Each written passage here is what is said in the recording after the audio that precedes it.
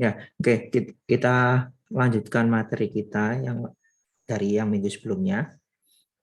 Ya, untuk minggu sebelumnya itu kita sudah membahas yang terakhir itu terkait basic instruction cycle. Ya, saya share dulu. Ya, yang terakhir kan kita sampai di sini, basic instruction cycle. Nah, di basic instruction cycle ini, ya, waktu kita sampai di basic instruction cycle itu kita sudah membahas detailnya, jadi step by step-nya, langkah demi langkahnya, khususnya itu di aliran data, ya, khususnya di aliran datanya. Jadi waktu kita sampai di bagian ini, itu kita membahas tentang aliran data. Ya, jadi aliran data mulai dari state yang pertama sampai state yang terakhir. Jadi ini satu siklus eksekusi instruksi. Dengan kata lain, satu instruksi dieksekusi dengan cara seperti ini, ya, dengan cycle seperti ini. Ini satu instruksi. Nah, mengenai cycle mana yang akan digunakan, mana yang tidak, itu tergantung dari jenis operasinya. Nah, jenis operasi ditentukan oleh opcode. Ya, saya harapkan Anda masih ingat soal itu. Jadi di minggu lalu kita sudah bahas itu. Jadi opcode itu menentukan jenis operasi yang akan dikerjakan oleh prosesor. Nah, opcode itu unik. Jadi satu operasi pasti punya satu opcode khusus. Tidak pernah ada satu opcode digunakan untuk beberapa operasi. Tidak pernah. Itu tidak pernah terjadi. Nah, jadi untuk eksekusi instruksi itu semua tergantung dari opcode. Nah, state yang pertama itu instruction address calculation, dan di instruction address calculation ini sebenarnya tujuan akhirnya itu adalah memastikan nilai yang disimpan di register PC itu adalah alamat dari instruksi yang akan dieksekusi oleh prosesor. Sebenarnya target akhirnya itu. Ya, dalam prakteknya nanti instruction address calculation itu digunakan untuk perhitungan alamat yang terkait dengan branching looping. Jadi terkait sama decision, if then, ya, dan looping. Ya, jadi perulangan. Biasanya lebih banyak digunakan untuk itu. Itu yang terjadi di instruction address calculation. Nah, kemudian setelah nilai dari register PC itu adalah alamat dari instruksi yang akan dieksekusi oleh prosesor, maka tahap selanjutnya prosesor akan melakukan instruction fetch, jadi mengambil instruksi dari lokasi memori yang alamatnya disimpan di register PC. Nah, step by step-nya yang minggu lalu sudah saya tunjukkan, jadi dari mulai PC, nilai dari PC dikopikan ke MAR, ke address bus, time machine-nya read, dan dari memori ke mengeluarkan informasi tersebut ke database, kemudian dari database masuk ke MBR, lalu di MBR ke register IR. Ya, itu minggu lalu sudah. Saya harapkan Anda sudah memahami itu, sudah mereview itu. Ya.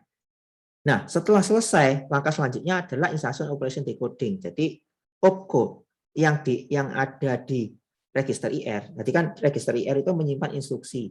Instruksi formatnya itu ada opcode, ada bagian address field. Ya, address field ini nanti tempatnya operan. Jadi source-nya mana, destination-nya mana. Source atau destination, atau source dan destination, tergantung prosesornya. Ya, nanti ada opcode, ada operan. Itu disimpan di IR, karena format instruksi itu ada dua bagian, opcode dan operan. Nah, di instruction operation decoding, itu bagian opcode-nya diambil oleh control unit, bagian control unit yang ada di dalam prosesor, untuk diterjemahkan, tanda kutip. Ya, diterjemahkan menjadi apa? Satu set sinyal kontrol. Jadi begitu sudah diterjemahkan menjadi satu set sinyal kontrol, maka prosesor akan mengetahui bahwa ini nanti prosesor akan mengerjakan instruksi apa? Apakah instruksi penjumlahan, pengurangan, atau cuma transfer data dan lain sebagainya. Ya, jadi prosesor akan mengetahui tentang itu. Nah, selanjutnya Setelah menjadi satu sesinya kontrol, maka langkah selanjutnya adalah apakah operasi yang akan dilakukan ini membutuhkan operan. Ya, apakah ada source-nya? Jadi kalau misalnya Y sama dengan X plus Y, misalnya, atau misalnya Z sama dengan X plus Y. Nah, Z sama dengan X plus Y. Maka dari persamaan yang akan dikerjakan oleh prosesor itu, penjumlahan yang akan dikerjakan oleh prosesor, maka prosesor akan tahu bahwa ada operan. Operannya itu adalah X dan Y. Lalu hasilnya itu X dan Y itu merupakan source-nya, kemudian destination-nya, tujuannya, targetnya adalah Z. Jadi ada dua variabel X dan Y ini menjadi source, yang nilainya yang disimpan di variabel tersebut akan dijumlahkan, kemudian hasilnya disimpan di variabel Z. Nah, berarti ada operan di situ, terutama operan X dan Y. Nah, X dan Y diambil oleh prosesor melalui operan fetch. Langkahnya sudah saya sampaikan di minggu lalu. Jadi target akhirnya bisa ke register akumulator, bisa juga ke ALU, ya, ke arithmetic logic unit, bisa juga ke GPR atau general purpose register. Ya, bisa tergantung dari jenis instruksinya. Ya, semua sekali lagi tergantung dari jenis instruksinya. Ya, bukan maunya prosesor. Prosesor tidak punya kehendak, tidak punya mau, ya, tidak punya keinginan prosesor. Prosesor hanya melakukan tepat seperti instruksi yang diberikan. Ya, prosesor melakukan itu tepat seperti instruksi yang diberikan. Tanpa itu, ya, prosesor tidak akan mengerjakan apa-apa. Jadi jangan dianggap prosesor itu pandai. Jadi tahu, oh nanti habis ini dibawa ke sini ya, habis ini dibawa ke situ ya. Enggak. Prosesor tidak tahu apa-apa, hanya mengerjakan persis seperti yang diprogramkan. Persis yang seperti yang didesain oleh desainer prosesornya. Ya, tanpa itu tidak bisa.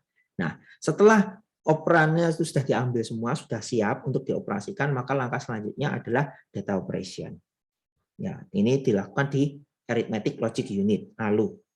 Nah, setelah selesai, kan ada hasilnya. Nah, hasilnya disimpan di mana? Pada umumnya disimpan di akumulator. Jadi di register akumulator yang berada di internal prosesor. Nah, kadang-kala nilai itu perlu disimpan di memori. Misalnya seperti tadi persamaan. Z sama dengan X plus Y. Berarti kan nilai hasil penjumlahan dari X, variabel X dan variabel Y disimpan di variabel Z. Nah, kalau sudah ada kata-kata disimpan di variabel Z, disimpan di suatu variabel. Yang namanya disimpan di suatu variabel itu pasti disimpan di memori. Bukan disimpan di register, tapi disimpan di memori. Variabel itu lokasinya di memori. Jadi begitu Anda membuat suatu variabel dalam pemrograman, itu artinya Anda mengalokasikan suatu lokasi di memori untuk menyimpan informasi yang diwakili dengan variabel tersebut. Artinya itu sebenarnya. Ya, jadi begitu ada Z sama dengan X plus Y, maka akan dilakukan penyimpanan data ke memori, yaitu menggunakan cycle, menggunakan state, ya, menggunakan state operan store. Nah, tahapannya sudah saya jelaskan minggu lalu. Jadi mulai dari alamatnya itu diletakkan di MAR, kemudian datanya yang akan disimpan diletakkan di MBR, lalu timing sinyal write, ya, jadi supaya yang ada di MAR ke address bus, MBR ke data bus, lalu yang ada di data bus itu tadi disimpan di suatu lokasi memori yang alamatnya ditunjukkan oleh informasi yang diletakkan di address bus yang dilakukan oleh prosesor itu. Nah, itulah tahap-tahapan secara singkat, saya review secara singkat dalam beberapa menit terkait dengan materi yang minggu sebelumnya, jadi basic instruction cycle. Sampai di sini dulu sebelum saya lanjut ke contoh. Ada yang ditanyakan? Ada? Maaf Pak, Ya, untuk silakan. yang operand address calculation tuh fungsinya apa Pak? Operan address calculation itu target akhirnya. Jadi target akhir dari operan address calculation itu adalah memastikan bahwa alamat atau alamat alamat memori atau lokasi memori tempat penyimpanan operan itu sudah didapatkan, sudah diperoleh oleh prosesor. Intinya di situ. Nah, prosesnya tentu saja spesifik untuk masing-masing prosesor. Jadi ini saya gunakan kata-kata yang mudah kita mengerti. Tapi sebenarnya kalau mau ngomong detailnya itu langkah-langkahnya lumayan. Tapi intinya targetnya itu. Jadi targetnya itu adalah alamat dari operan itu sudah didapatkan oleh prosesor, sehingga prosesor dapat melakukan operan fetch atau dapat melakukan operan store. Itu. Gimana? Oke, terima kasih, Pak. Ya, sama-sama. Ada lagi? Ya, kalau nggak ada, saya langsung masuk ke contoh. Nah, ini saya berikan contoh, ada suatu komputer, suatu sistem komputer yang menggunakan suatu prosesor. Anggap saja ini prosesor A, gitu aja lah. Ya, anggap saja ini prosesor A. Ya, nggak tahu prosesor apa. Ya, sebut saja prosesor A, gitu. Ya, jadi suatu sistem komputer prosesor A menggunakan prosesor A. Nah, prosesor A ini punya spesifikasi sebagai berikut. Ya, prosesor A ini merupakan 16 bit prosesor. Kok tahu dari mana? Kita lihat di instruction formatnya dan integer formatnya. Ternyata ada 16 bit. Bit 0 sampai bit 15. Ya, ada 16 bit. Bit 0 sampai bit 15. Kalau Anda hitung satu-satu, bit 0, bit 1 ya. Misalnya ini bit 0, bit 1, bit 2, bit 3 dan seterusnya sampai bit 15 pasti jumlahnya 16. Ya, itu artinya 16 bit. Memang penamaannya mulai dari angka 0. Kenapa mulai dari angka 0? Itu karena bilangan biner terkecil. Bilangan biner terkecil itu adalah 0. Nah, karena itu mulai dari angka 0, bukan dari angka 1. Gitu. Nah, dari 16 bit ini, format instruksinya 4 bit itu untuk opcode, 12 bit untuk address field.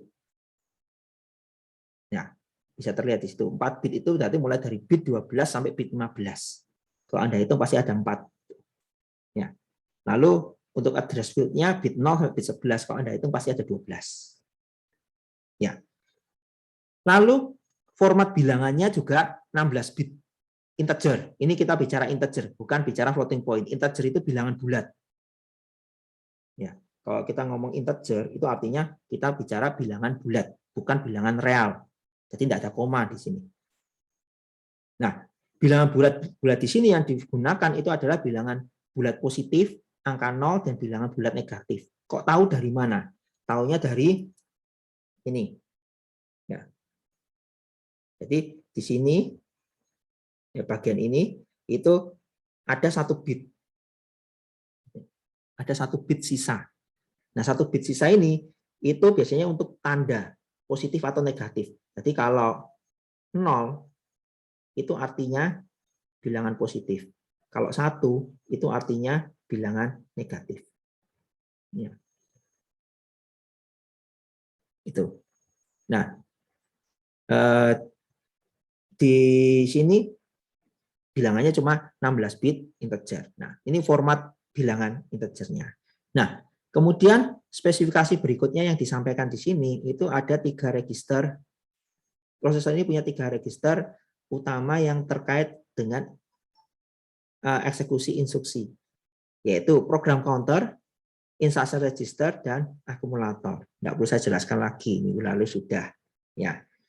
Nah, lalu selain itu, prosesor ini juga memiliki instruction set. Nah, kalau kita bicara instruction set itu adalah daftar instruksi yang disupport oleh prosesor. Ya, untuk lebih jelasnya nanti kita akan masuk ke sana di pertemuan-pertemuan berikutnya. Ya, jadi secara singkat saya sampaikan di sini adalah instruction set itu merupakan daftar instruksi yang disupport oleh prosesor.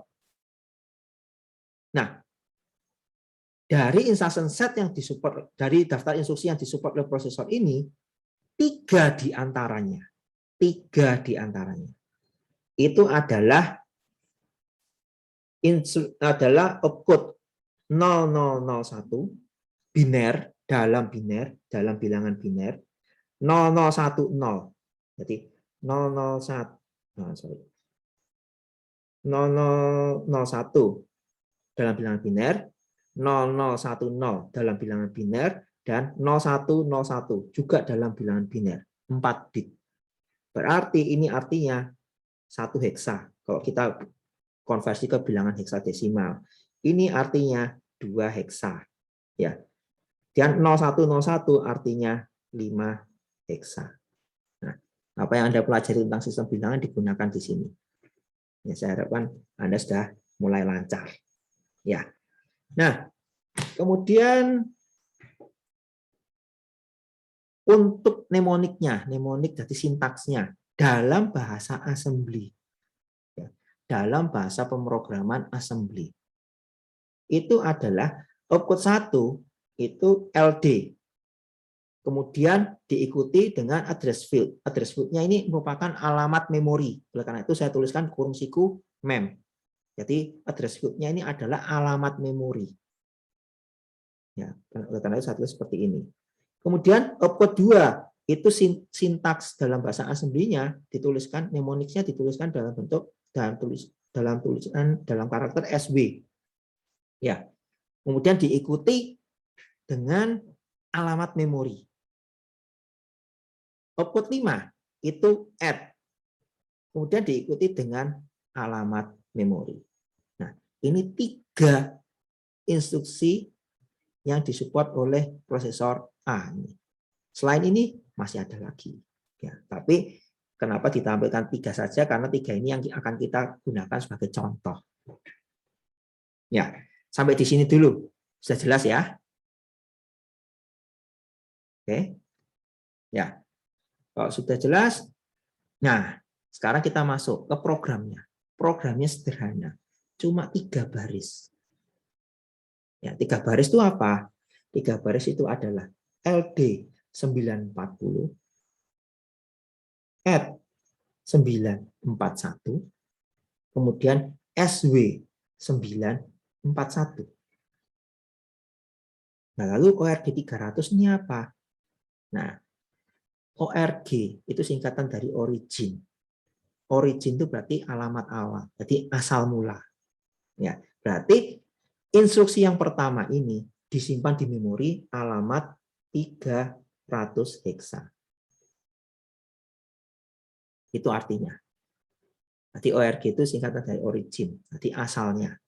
Berarti instruksi pertama dari program ini disimpan di alamat 300 heksa. Berarti instruksi selanjutnya 301.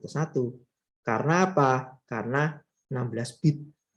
Ya, tadi instruksi format instruksinya kan tadi 16 bit. Nah, kita masih ingat kalau prosesornya 16 bit, itu penyimpanan di memori satu lokasi itu menyimpan data 16 bit. Ya, pertemuan sebelumnya. Saya harapkan masih ingat itu. Jadi kalau prosesornya 16 bit, penyimpan di satu lokasi memori itu menyimpan data 16 bit. Jadi dengan kata lain satu word 16 bit. Karena kan satuan lokasi memori itu adalah word. Nah, karena tepat 16 bit, maka instruksi selanjutnya pasti disimpan di lokasi selanjutnya. Urut penyimpanan instruksi di memori itu pasti urut karena prosesor mengeksekusinya urut sekuensial.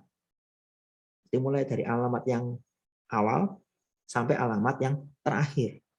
Ya, jadi itu sebabnya bisa ditulis bahwa LD 940 ini disimpan di alamat 300, add 941 disimpan di alamat 301, dan sudah pasti SW 941 disimpan di alamat 302. Ya, sampai di sini dulu. Ada yang mau tanya? Tidak ada? Oke. Pak, Ya. yang dimasukkan ke yang 301 apa, Pak? Tadi, Pak. 301 itu alamat memori. Jadi suatu lokasi yang diberi alamat 301 heksa. Nah, 301 heksa ini untuk kasus ini, contoh ini, itu di lokasi 301 ini akan disimpan instruksi kedua, yaitu add 941. Karena instruksi pertama di alamat 300. Gitu. Oke? Oh, oke, Pak. Terima kasih, Pak. Ya. Ada lagi yang mau tanya? Sebelum Pak saya mau lanjut? bertanya, Ya, silakan. itu berarti tempat memori instruksinya itu urut berarti? Iya, pasti Ya, urut. Eksekusi urut. program itu pasti urut. Berarti mulai dari alamat awal sampai alamat terakhir. Kecuali ada branching dan looping. Ada decision dan looping. Jadi ada if then atau ada looping. Kecuali itu. Selama tidak ada branching dan looping, atau memanggil fungsi atau memanggil metode, ya, selama tidak ada itu, maka eksekusinya pasti urut. Gitu. Ya, Pak, terima kasih. Ya, sama-sama. Oke, ada lagi?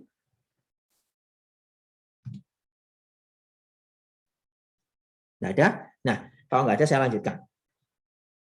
Oke. Ini saya tulis di sini aja ya.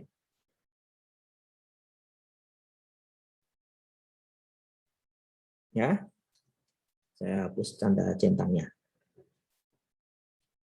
Oke. Nah, sekarang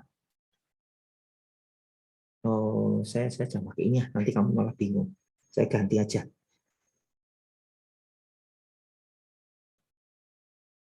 Nggak bisa ganti dulu. Nah, pakai ini saja. Ya kan sama kan tadi. Ini scratch pad-nya lebih besar lagi. Ini alamat 300, ya instruksi pertama. Ya, ini alamat 301, instruksi kedua. Lalu alamat 302, instruksi ketiga. Oke. Sekarang kita tadinya sudah tahu ada output 1 heksa, ya. Ada output 2 heksa dan ada output 5 heksa. Nah, sekarang penulisan di memori seperti apa sih? Nah, pertanyaannya kan itu. Karena kita sudah tahu instruksi pertama di alamat 300, instruksi kedua di alamat 301, instruksi ketiga di alamat 302. Kita sudah tahu itu. Nah, sekarang penulisan di memori itu seperti apa? Ya, pertanyaan berikutnya kan itu. Nah, coba kita tuliskan di memori. Kita tuliskan binarnya dulu supaya Anda paham asal mulanya dari mana. Ya. Lalu setelah itu kita tuliskan dalam bentuk bilangan heksa. Dan nanti setelah ini kita akan selalu menggunakan bilangan heksa. Ya, kenapa kok harus kita menggunakan bilangan heksa? Nanti akan saya tunjukkan. Ya, oke. Yang pertama, instruksi pertama LD 940. Nah, LD opcode-nya berapa? Kan formatnya kan opcode kemudian address field. Ya, berarti 4 bit paling besar istilahnya most significant 4 bit. Berarti 4 bit yang most significant, yang paling besar nilainya karena bit 12 sampai bit 15 itu adalah opcode. Nah, untuk LD itu opcode-nya 0001. Maka kita tuliskan di sini. 0001. Ini opcode. Nah, lalu address field-nya. Address field-nya 940. Nah, 940 itu binarnya berapa? 9. 9 berarti 1, 0, 0, 1. Ya. Jadi kalau Anda mau lancar sebenarnya yang tabel yang waktu saya sampaikan di sistem bilangan itu yang 0 sampai 15 ya. Jadi 0000 sampai 1111 ada 4 digit bilangan binar. Itu kalau Anda bisa menghafalkan itu lebih baik. Kalau Anda bisa menghafalkan itu. Tapi kalau bisa enggak ya enggak apa-apa, bisa dihitung. Tapi butuh waktu lebih lama. Ya. Ya, saya bilang gitu karena Anda di informatika kok di elektro wajib hafal itu. Jadi 0000 4 bit sampai 1111 bit itu wajib hafal. Kalau Anda tidak wajib. Tapi kalau Anda mau menghafalkan itu, Anda hafal itu lebih baik. Jadi supaya lebih cepat. Sebenarnya tujuannya cuma itu aja. Oke, balik ke sini. Berarti outputnya 0001 kan address bitnya 940. 9 itu 9 heksa. Ini dalam bentuk heksa ya. 9 heksa itu 940 ini heksa, 9 itu 1001. Kemudian 4. 4 itu berarti 0 1 0 0. Lalu angka 0 mudah. Berarti tinggal 0 0 0 0. Nah, bilangan heksanya berapa? Berarti bilangan heksanya 1940. Nah, berarti di alamat 300 itu menyimpan data 0001, 1001, 0100, 0000. Menyimpan datanya seperti itu. Nah, komputer menyimpannya seperti ini. Tapi kalau kita baca bilangan ini, kita bacanya agak sulit. Kalau misalnya saya katakan 0001, 1001, 0100, 0000. Kalau kamu tidak nyimak, kamu langsung garuk-garuk kepala, bingung. Itu tadi nolnya berapa kali ya? Satunya berapa kali ya? Nah, bingung. Tapi kalau di sistem komputer, hal seperti itu. Nah, supaya kita tidak bingung, dan supaya kita tidak salah, satunya ada berapa kali, nolnya ada berapa kali, maka kita gunakan representasi data dalam format heksadesimal. Kalau dalam format heksadesimal, kita tinggal ngomong 1940 heksa. Sudah beres. Dengan mudah kita akan kenali itu. 1940. Kalau mau kita tuliskan binernya, ya kita dengan mudah kita bisa tuliskan binernya. Nah, itulah alasan kenapa dalam sistem komputer bagi manusia itu sering menggunakan representasi heksadesimal daripada biner. Tapi sistem komputer sendiri itu menggunakan bilangan biner. Nanti itu hanya untuk representasi. Nah, itu juga sebabnya Anda harus tahu cara konversi dari biner ke heksa, dari heksa ke biner, terus nanti ke oktal, kemudian ke bilangan desimal, dan lain sebagainya. Jadi Anda harus tahu cara konversinya. Nah, itu alasannya kenapa minggu kedua Anda belajar tentang sistem bilangan dan representasi data. Ya, itu. Kemudian instruksi kedua, add 941. Add itu 0101. Ya kan, outputnya 0101. Add. Berarti saya tuliskan di sini 0101. 941. 9 itu 1001. 4 itu 0100. Kemudian 1 itu 0001. Oh ya, saya lupa lagi jelaskan. Ini kenapa saya nuliskannya per 4. Ya, saya nuliskannya per 4 itu supaya saya mudah mengkonversi ke bilangan heksa. Karena untuk konversi ke bilangan heksa dari biner, itu kan kita kelompokkan per 4 grup. Per grup, satu grup 4 bit. Ya, kita kelompokkan per grup, satu grupnya 4 bit.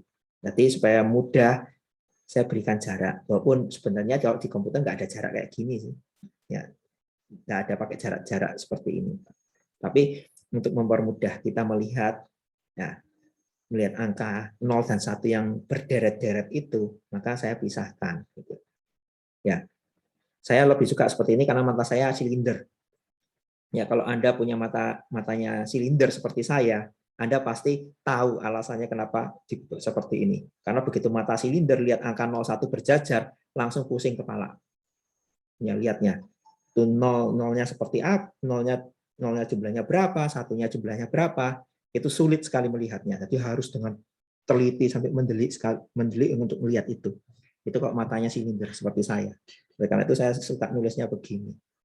Supaya lebih mudah bagi saya sendiri sih. Tapi kalau untuk Anda terserah sih sebenarnya. Oke, balik lagi ke sini.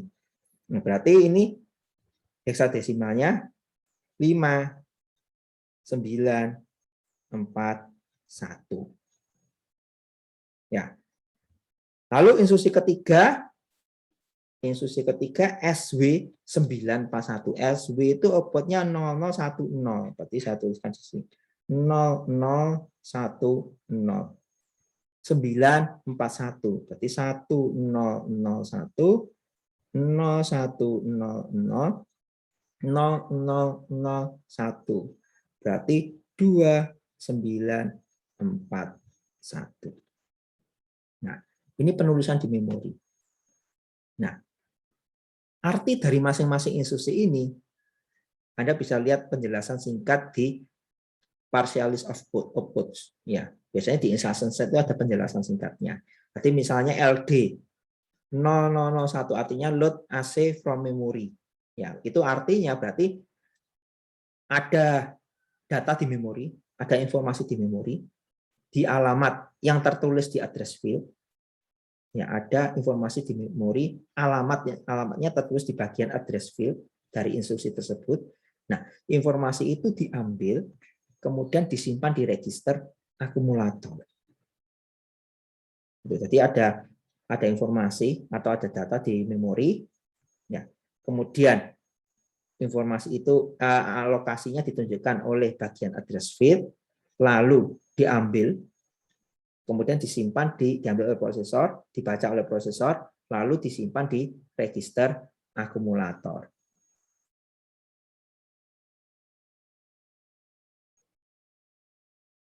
Dari ratusan 300 ke biner. Ratusan 300 itu maksudnya apa ya? Apa ini? Jeremy ya? Bisa open mic? 303, 302. Nah, Yang itu ke binary itu gimana maksudnya? Kanannya bisa 301, 301, Ya, 302 itu alamat. Nah, isi dari alamat itu adalah LD 940, add 941, dan SW 941. Isinya 300, 301, 302 itu alamat. Jadi ini bukan berarti 300 ini diubah ke biner, 301 diubah ke biner, 302 diubah ke biner. Bukan berarti itu, bukan, tapi isinya. Nah, isinya ini LD 940, LD itu 1, ya, output 1 kan lihat di daftar ini, ya, kok lihat di daftar ini. Iya. Outputnya kan 1, LD 0001. Ya, kita tulis 0001. Ya. Kemudian 940 hexa 9 kalau dibinarkan 1001. Kalau 4 dibinarkan 0100. Kalau 0 dibinarkan 0000. Berarti ini 1940. Ya, oleh karena itu di sini tulis 1940. Itu. Kalau atas-atasnya itu gimana, Pak? Atas-atasnya itu yang mana? Yang 302 itu dapat Sama. binarnya dari Sama, SW 941 kan. SW itu apa outputnya?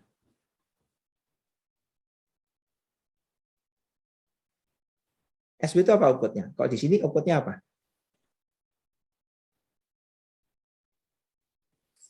0010. Iya. Berarti kita tulis 0010. Nah, selanjutnya kalau selanjutnya itu 941 kan. SW 941. alah. Ya, jadi Iya. ikuti apa yang ada di instruksi ini. Jadi yang ada di instruksi sini dituliskan dalam bentuk biner. Nah, terus nanti direpresentasikan dalam bentuk hexa. Oke. Gitu. Makasih banyak ya, Pak. Ya, sama-sama. Oke, tadi ada yang raise hand siapa tadi? Saya, Pak, mau nanya. Ya. Itu yang 2FF sama 303 itu perlu diisi, Pak. Kan itu cuma 3 instruksi. 2FF sama 303. Iya. Sebenarnya ada isinya. Memori itu tidak pernah kosong. Memori komputer itu tidak pernah kosong. Pasti ada suatu nilai di situ.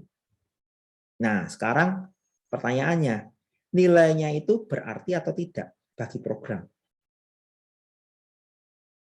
Nah, dalam kasus ini, alamat 2FF dan 303 itu tidak digunakan di program. Karena tidak digunakan di program, maka nilainya tidak diupdate oleh program. Karena nilainya tidak diupdate oleh program, kita nggak tahu itu nilainya berapa. Itu sebabnya dalam penulisan ini saya kosongkan. Dengan kata lain nilainya seperti nilai sebelumnya. Itu maksudnya. Jadi bukan berarti itu nilainya kosong. Gimana? Paham? Berarti ditulis gimana, Biarkan Pak? aja. Biarkan aja Oh. kosong. Karena kita nggak tahu nilai sebelumnya berapa.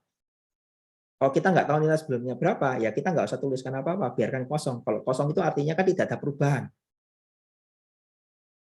Ya sama seperti waktu Anda misalnya koneksi ke WiFi dan lain sebagainya. Kalau misalnya Anda sudah pernah koneksi di situ, kan pasti ada passwordnya. Nah passwordnya kalau Anda kosongkan itu kan artinya pakai setting sebelumnya, nilai password sebelumnya yang sudah pernah Anda masukkan. Berarti Anda tidak mengubah, berarti unchanged. Berarti passwordnya tidak diubah. Di sini juga sama. Lokasi itu kita kosongkan. Itu artinya nilai yang ada di situ unchanged. Berarti tidak berubah.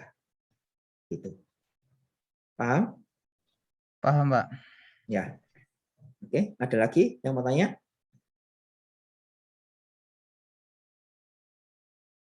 Jelas ya. Jadi konsep yang harus kita pegang itu adalah seperti itu. Jadi di memori itu pasti ada suatu nilai. Nilainya nggak tahu.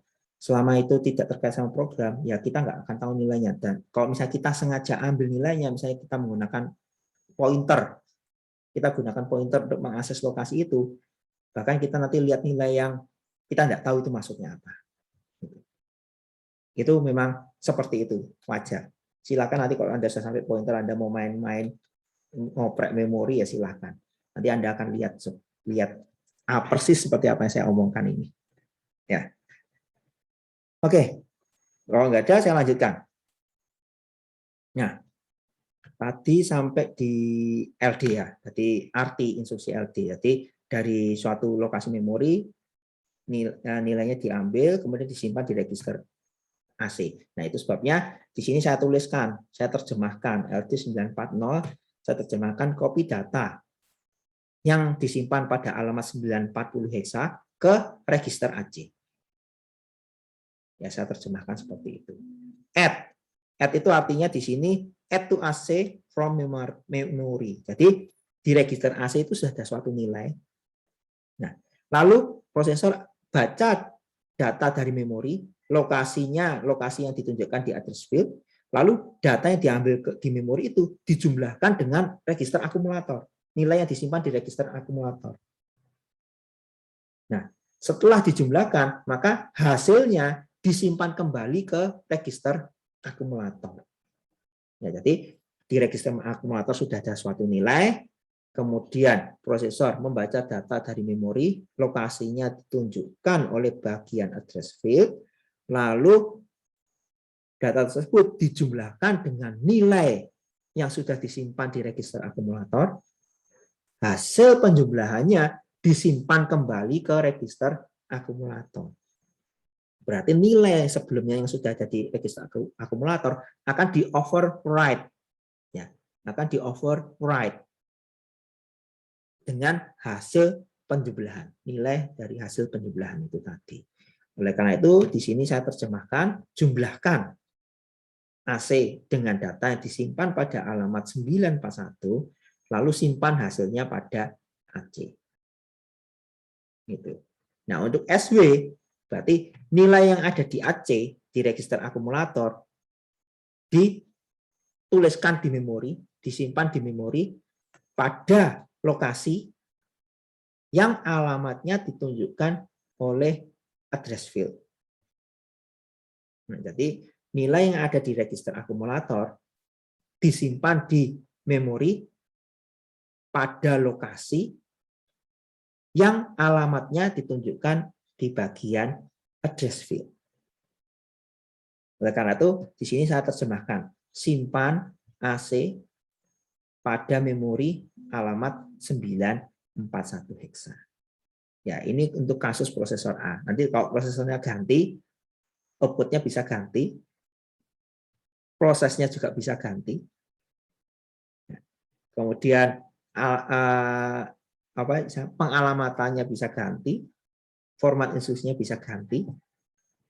Jadi di sini programming model yang saya ceritakan ini untuk eksekusi program itu adalah spesifik untuk prosesor tertentu. Anda ganti prosesor, ganti programming model. Nah, itu tidak enaknya kalau kita menggunakan bahasa assembly. Tapi kalau Anda tahu itu, Anda bisa mengoptimalkan program Anda khusus untuk prosesor tersebut.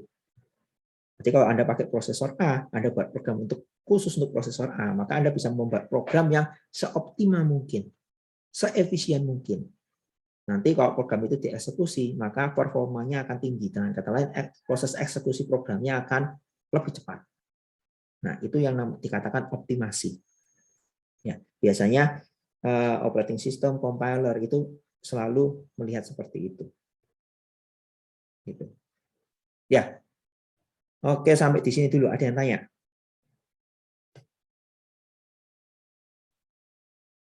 Nggak ada? Ya. Oke, kalau nggak ada saya lanjutkan. Nah, ini isi memori. Ya. Lalu ada register, PC, MAR, MBR, IR, AC. Ya, ini ya register standar lah yang biasa digunakan untuk eksekusi instruksi. Nah, sebenarnya dalam program ini itu masih ada yang kurang. Kurangnya apa? Kurang dari data. Data yang disimpan di 940 dan 941. Nah, biasanya kalau Anda membuat program, misalnya ini program ini kebetulan adalah untuk menghitung Y sama dengan X plus Y. Jadi program ini, 3 baris ini, itu sebenarnya untuk persamaan Y sama dengan X plus Y.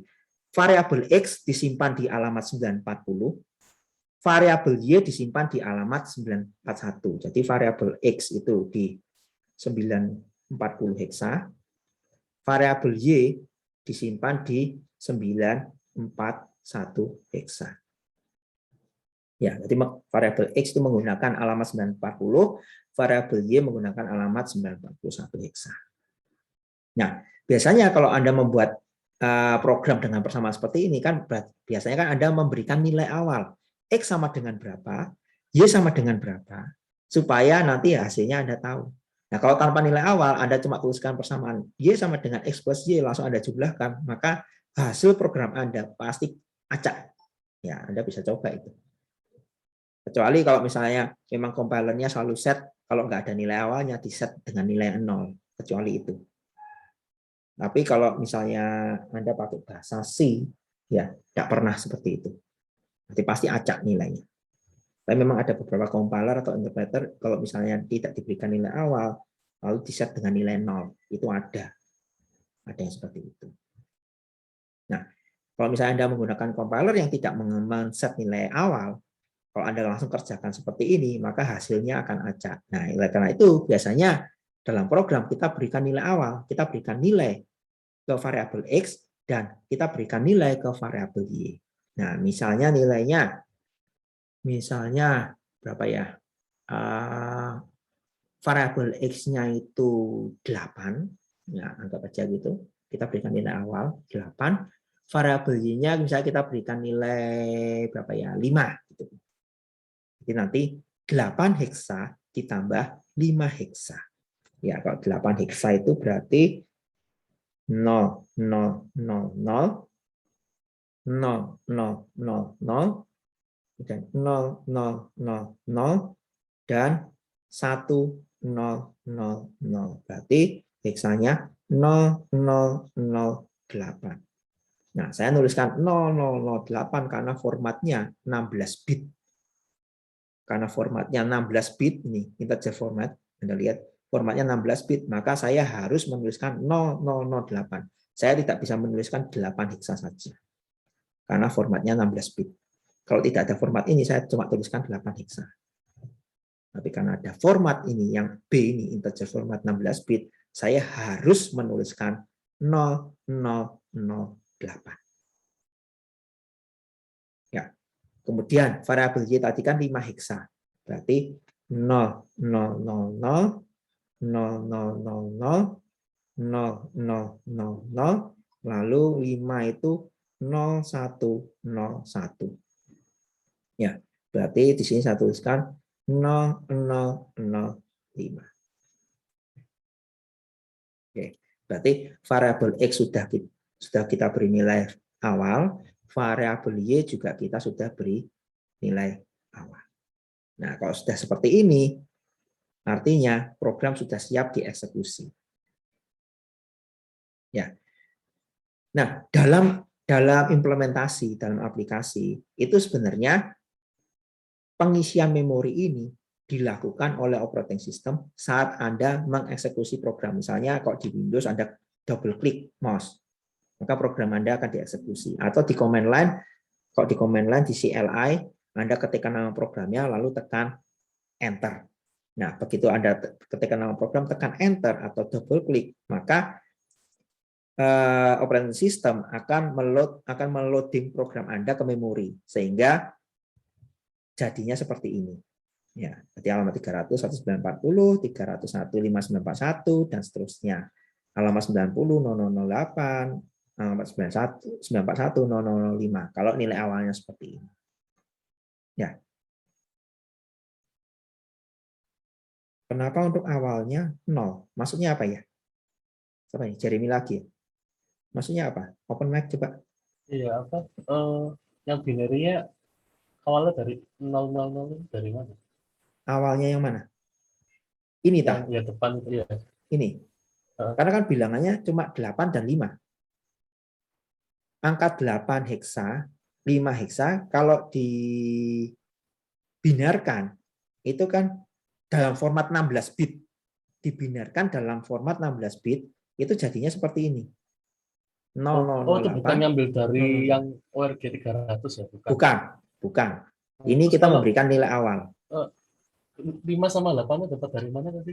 Oh, sembarang. Hah? Sembarang, itu Sembarang. nilai awal, terserah programmernya atau terserah usernya. Gitu. Ya, intinya kayak misalnya kita mau masukkan hexa 5 atau 8, pokoknya tinggal nulis seperti itu ya, Pak? Iya, betul. Berarti ini seolah-olah programnya itu minta user masukkan nilai dua nilai. Seolah-olah seperti itu. Berarti minta user memasukkan dua nilai. Nah, user ternyata memasukkan angka 8 dan angka 5. Oke, Pak, Gitu. makasih ya. Ya, sama-sama. Oke, ada lagi? Sudah jelas? Nah, sekarang prosesnya. Oke. Prosesnya kita mulai dari instruksi pertama dulu. Ya, kita eksekusi mulai dari instruksi pertama. Nah, untuk mengeksekusi instruksi pertama, kan kita ingin melakukan eksekusi instruksi pertama. Nah, pasti alamat 300, angka 300 ini sudah ada di register PC. Loh, kok tahu? Taunya dari mana? Ketika komputer meloading program, ketika Anda double klik mouse atau ketikkan nama programnya lalu tekan enter di CLI, ya, maka saat itu juga operating system akan meloading program ke memori. Nah, misalnya jadinya seperti ini nanti memorinya. Lalu saat itu juga operating system akan melakukan update nilai PC. Nilai dari register PC menjadi PC sekarang ini, register PC sekarang ini menyimpan alamat awal dari program. Alamat awal dari program kan 300 heksa. Dalam contoh ini, ya dalam contoh ini 300 heksa. Maka nilai PC sekarang 300 heksa. Nah, kalau sudah seperti ini, maka prosesor siap untuk mengeksekusi instruksi satu persatu mulai dari instruksi pertama, yaitu di alamat 300 heksa. Nah, caranya bagaimana? Caranya, berarti kita balik lagi ke sini. Nah, PC 300 heksa, berarti di sini 300 heksa. Dikopikan ke MAR, 300 heksa. Nah, dikopikan ke MAR, maka di sini MAR-nya 300. Ya. Lalu masuk ke address bus. Masuk ke address bus 300. Timing sinyal read. Nah, kita lihat begitu ada timing sinyal read, memori alamat 300 heksa itu apa isinya? Ternyata isinya 1940. Ya, 300 heksa kan 1940. Maka 1940 ke database 1940 ya, ke MBR 1940, berarti kita update dulu MBR 1940, lalu ke IR 1940. Di sini IR-nya 1940. Ya, instruction fetch selesai. Ya. Berarti instruksi pertama sudah disimpan di register IR. Nah, langkah selanjutnya adalah instruction decoding. Ya. Instruction decoding. Instruction decoding berarti menerjemahkan output. Outputnya ini. Ya. Menerjemahkan output menjadi satu set sinyal kontrol. Ternyata dari outputnya itu hasilnya itu adalah output 1 berarti load. Berarti ambil data dari memori lalu disimpan di register AC. Nah, karena ambil data dari memori disimpan di register AC berarti butuh operand fetch. Ya kan ambil data. Berarti ambil operand fetch. Alamatnya di mana? Alamatnya di bagian IR address field, yaitu 940 hexa. Itu karena instruksi kan 1940. Jadi alamatnya ada di 940. Maka langkah selanjutnya adalah IR address langkah selanjutnya adalah operand fetch. Asalnya dari IR address field 940 dikopikan ke MAR 940. Saya update dulu MAR-nya. Oh, sorry, saya lupa satu. Saya kelupaan satu. Jadi sebelum sampai sini. Maaf, tadi saya kelupaan satu. Jadi sebelum sampai di operand address field, itu sebenarnya prosesnya melakukan update nilai PC. Sebenarnya itu. Maksudnya update nilai PC itu apa? Update nilai PC itu adalah PC sama dengan PC plus 1. Itu yang dikatakan update nilai PC. Dan kata lain, prosesor sudah bersiap untuk eksekusi instruksi selanjutnya. Dengan kata lain seperti itu. Ini normal ya. Ini yang siklus normal. Kalau tidak ada branching dan looping. Berarti, nah, oleh karena itu begitu PC sama dengan PC plus 1 setelah instruction fetch, ya setelah proses instruction fetch ini, maka bagian ini saya update nilainya, berarti sekarang 301. Ya, PC-nya 301. Mungkin mau yang jelas. 301. Oke. Ya. Saya balik lagi ke sini dulu. IR 940, IR pada address 940 dikopikan ke MAR. Berarti MAR-nya ini saya update nilainya.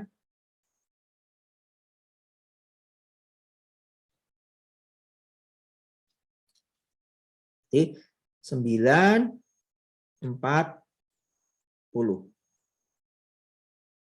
Nah, kemudian ke address bus 940.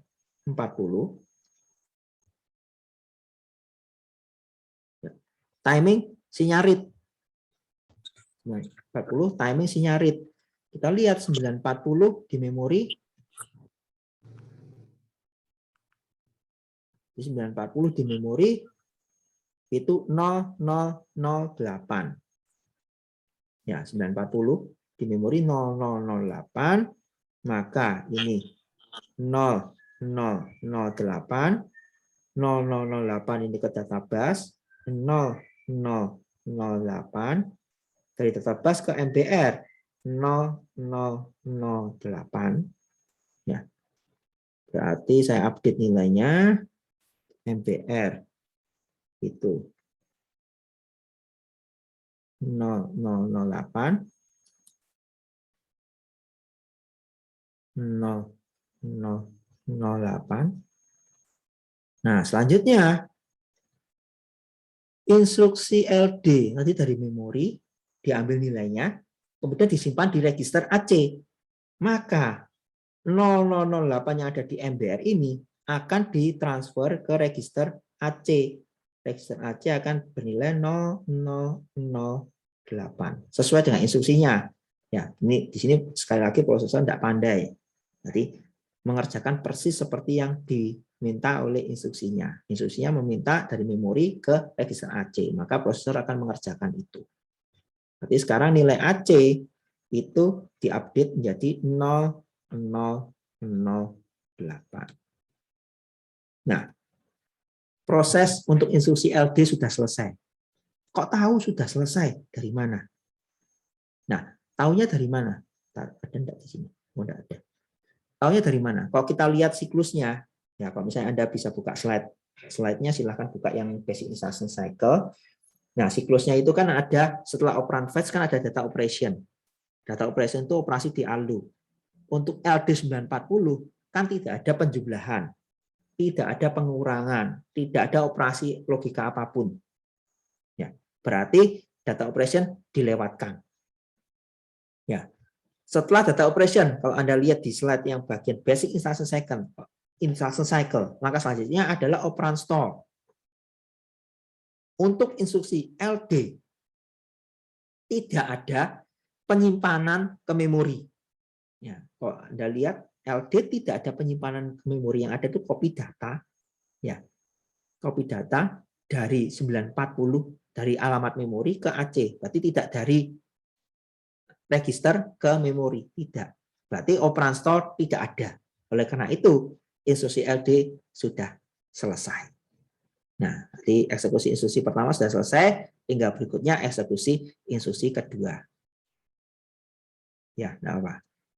Oke, kalau misalnya ada yang mendapatkan gangguan koneksi, misalnya sering putus-putus, mungkin ada sedikit tertinggal, nanti tinggal direview ulang videonya. Ya, instruksi pertama sudah selesai. Sebelum saya lanjut ke instruksi kedua, ada yang ditanyakan dulu. Ya Pak, saya mau tanya. Silakan. Misal inputnya itu negatif 8 gitu, itu gimana ya hexadesimalnya? Nah ini jelasin itu satu topik sendiri itu. Oh, begitu Iya, ya? saya jelasin itu satu topik sendiri. Saya tidak bisa jelasin sekarang, tapi itu satu topik sendiri. Karena berarti itu nanti kalau ada positif, yang sekarang ini positif ya Pak? Nah, ini positif inputnya. semua. Nah, Oh. Saya sengaja menggunakan bilangan positif semua supaya saya tidak jelaskan yang bilangan negatif. Saya kalau jelaskan bilangan negatif itu saya harus jelaskan yang namanya TUS complement. Nah, TUS complement itu jelasinnya lumayan itu. Mungkin paling cepat itu mungkin 30 menit menjelasin itu TUS complement. Gitu. Ya, baik Pak. Terima kasih. Ya sama-sama. Jadi maaf ya, di sini saya tidak bisa jelaskan yang bilangan negatif dulu. Jadi saya pakai yang mudah dulu karena fokus saya untuk menjelaskan, ya, untuk menjelaskan tentang eksekusi instruksi ini. Jadi saya menggunakan contoh bilangan positif saja. Gitu. Oke, ada lagi yang mau tanya? Saya bisa minta slide yang kedua tadi. Saya mau screenshot.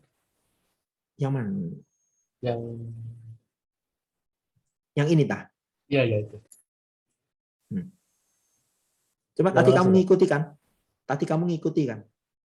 Waktu saya coret-coret ngikuti kurang paham. Nah, oke, kalau kurang paham nanti dilihat lagi videonya. Karena untuk memahami ini, kamu harus lihat cara saya mencoret-coret. Karena saya mencoret sambil menjelaskan. Karena begitu kamu cuma foto ini saja, kamu kemungkinan juga akan bingung. Gitu. Jadi, kamu foto enggak apa-apa. Silakan, enggak masalah, screenshot enggak masalah. Cuma untuk penjelasan detailnya, step by step-nya, itu silakan nanti diulang videonya.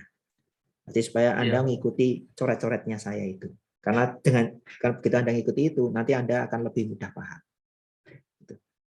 Ya, ya sama-sama. Oke, sudah? Tidak ada lagi?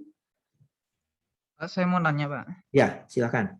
Itu recordingnya ada di mana ya, Pak? Saya kok tidak nemu. Ya, saya tuliskan di grup kan. Oh, iya, Pak. Kalau kamu sudah tergabung di grup, pasti kamu tahu. Ya, karena saya setiap kali selesai kuliah, misalnya biasanya nanti siang, itu saya posting di grup. Linknya ini. Gitu. Ya, yang lain dapat semua kan linknya? Pak. Dapat kan? Ya. Yang format YouTube itu. Ya, jadi saya masukkan di YouTube, memang unlisted, jadi kalau searching nggak dapat, pasti nggak dapat. Jadi harus tahu dari grup itu. Jadi kalau misalnya ada yang misalnya belum bergabung atau baru bergabung ketinggalan, mungkin bisa tanya ke temannya. Ya, karena linknya sudah saya posting di grup semua. Oke, ada lagi? Ya, kalau tidak ada, lanjut sekarang instruksi kedua. Nah, semoga cukup waktunya. Ya, instruksi kedua. Kan tadi kan nilai PC sudah diupdate 301. Ya, berarti waktu selesai eksekusi instruksi pertama, siklusnya, cycle-nya balik lagi ke awal. Berarti mulai dari instruction address calculation dan seterusnya. Nah, nilai PC sudah diupdate 301. Berarti nilai PC sudah berisi alamat dari instruksi yang akan dieksekusi selanjutnya, yaitu di alamat 301. Maka langkah selanjutnya adalah instruction fetch. Ya, berarti saya balik lagi ke sini di instruction fetch ini, mana kursornya. Nah, saya hapus dulu semua.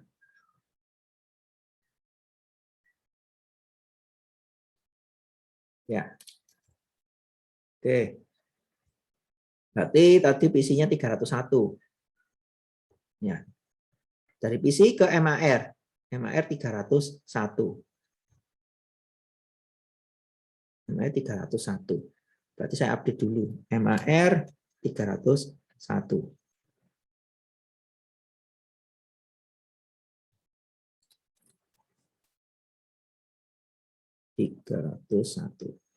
Lalu masuk ke address bus 301, time isinya read. Nah, kita lihat isi memorinya 301 5941. Berarti 5941 keluar dari memori 5941 masuk ke data bus 5941 dari data bus ke MBR 5941. Kita update dulu MBR-nya. MBR sekarang 5941. 5941. Dari MBR ke IR. IR sekarang 5941. IR 5941. Saya update juga nilai IR-nya. Ya, 5941. 5941. Selesai instruction fetch. Lalu langkah selanjutnya prosesor melakukan instruction operation decoding, ya, ambil outputnya, output 5. Output 5 ternyata itu penjumlahan. Penjumlahan antara apa dengan apa? Penjumlahan antara nilai yang sudah disimpan di register akumulator kemudian dijumlahkan dengan nilai yang nantinya akan diambil dari memori di alamat 941. Nah, karena ada pengambilan nilai dari memori di alamat 941, maka dilakukanlah operan fetch. Nah, langkah selanjutnya berarti operan fetch. Kita hapus dulu.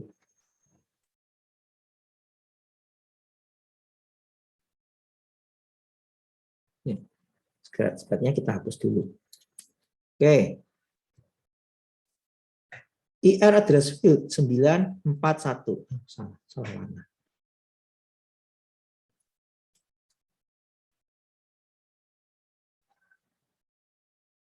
IR address field itu 941. 941. Dikopikan ke MAR 941. Kita update nilai MAR. MAR 941. Ya. Di 9, 4, 1. Saya lupa lagi. Ini 302.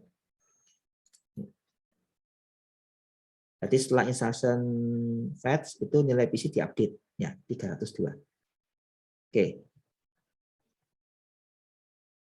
941 MAR. Ya. Kemudian ke address bus 941. Timing signal read. Ya. 941 0005. Maka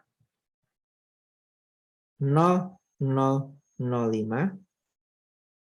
kemudian ke data bus 0005 dari data bus ke MBR 0005. Kita update MBR.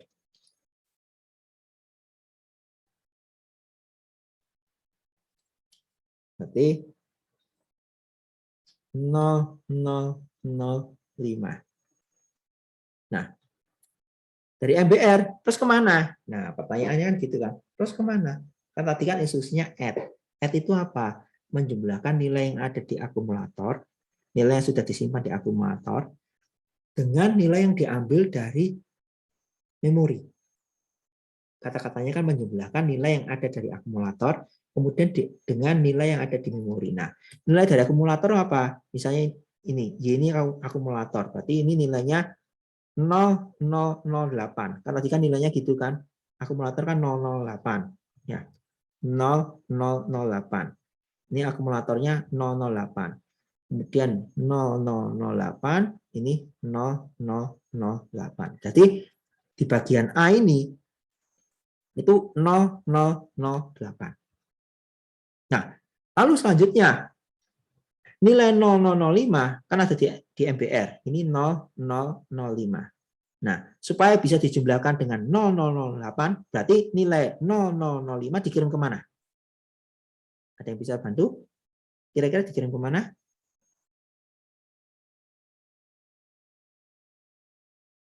Supaya bisa dijumlahkan. Ya. Jadi supaya bisa dijumlahkan, maka nilai 0005 dikirimkan kemana? Lalu ya, Pak. Iya, ke ALU. Berarti dengan kata lain, 005 ini nanti akan dikirimkan ke sini. Nah, berarti ini nanti 0005. Gitu. Berarti ini ALU-nya ini 0005. Jadi dikirimkan langsung ke ALU. Jadi tidak disimpan di register manapun. Jadi langsung dikirimkan ke. Operan fetch selesai. Nah, begitu operan fetch selesai, langkah selanjutnya apa? Data operation. Apakah ini ada operasi aritmatika, penjumlahan, pengurangan, dan lain sebagainya? Ternyata ada. Ini kan outputnya add, penjumlahan. Nah, maka langkah selanjutnya adalah melakukan penjumlahan. Penjumlahannya berarti 0008 heksa ditambah dengan 0005. Hasilnya berapa? Tium. Ayo. Kalau mau gampang gini, 0000, 8 tadi kan 100. Ya. Lalu 5, 0000, 0000, 0000, dan 0101. Ya, 5 kan itu kan. Kemudian dijumlahkan. Hasilnya 0 tambah 1. Halo, 0 tambah 1? 1. 0 tambah 0? 0. 0. 0 tambah 1? 1. 1 tambah 0? 1. Nah, ini kan semua 0 tambah 0. Semua kan berarti ini hasilnya 0 semua. Pasti. Ya. Karena 0 tambah 0. Nah, berarti kalau binernya 0000, 0000, 0000, 1101, maka bilangan heksanya berapa ini? Berarti D, Pak. 0, 0, apa? D. Apa tadi? D, Pak. D. Iya, betul. Berarti ini nanti hasilnya 000D. 000D ini disimpan di register akumulator kembali. Ya, berarti ya, sekarang nilai dari register akumulator terupdate, diganti. Ganti apa? Diganti 000D. Ya, setelah terjadi operasi penjumlahan 8 heksa ditambah 5 heksa. Hasilnya D heksa. Instruksi kedua selesai. Karena tidak ada operan store, tidak ada penyimpanan ke memori. Karena hasil dari penjumlahan disimpan di register AC. Ya, ini kan lihat instruksinya kan gini. Hasilnya disimpan di register AC. Oke, ada yang tanyakan sampai sini? Nggak ada? Nah, nanti biasanya kalau ujian nanti, soal ini tuh pasti keluar. Ya, kalau ujian soal ini pasti keluar. Nah, biasanya ditanyakan itu apa? Misalnya seperti ini. Misalnya setelah instruksi add 941, bagaimana isi memori, bagaimana isi register? Misal pertanyaan gitu ya. Berarti Anda tinggal gambarkan peta memorinya ini, isinya ini, peta register, isinya ini. Selesai. Jawabannya itu. Anda tidak perlu bikin coret-coret begini. Ya, itu nanti kalau ujian. Ya, kalau ujian seperti itu. Oke. Ya, ada yang tanyakan?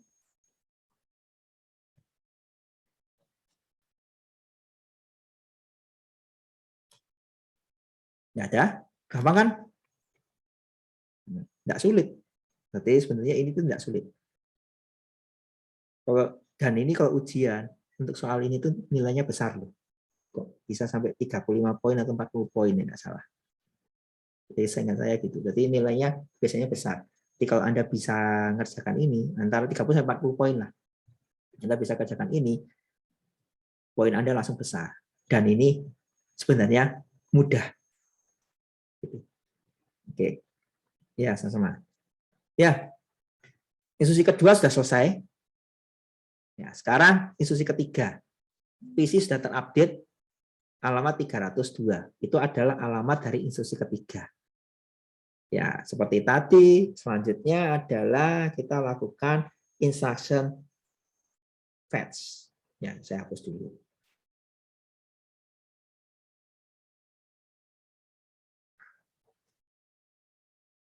Ya. 302. Dikopikan ke MAR 302. Kita update MAR-nya. MAR 302. 302. Lalu dari MAR ke address bus 302. Kita lihat di 302 memori apa? Data apa yang tersimpan?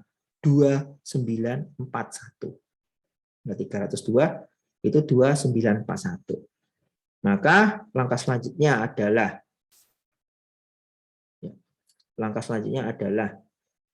2941 keluar dari memori, masuk ke data bus 2941 dari data bus ke MBR 2941. Kita update MBR-nya. MBR 2941.